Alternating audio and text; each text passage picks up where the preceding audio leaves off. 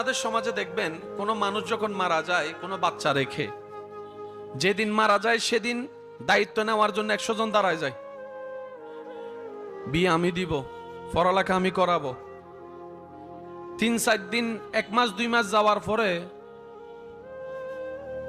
কেউ কল করেও আর জিজ্ঞেস ঘরে বাজার আছে কিনা সে প্রশ্নটাও কেউ, কেমন জানি তাদেরকে সমাজ থেকে, পরিবার থেকে সবাই আলাদাভাবে রেখে দেয়।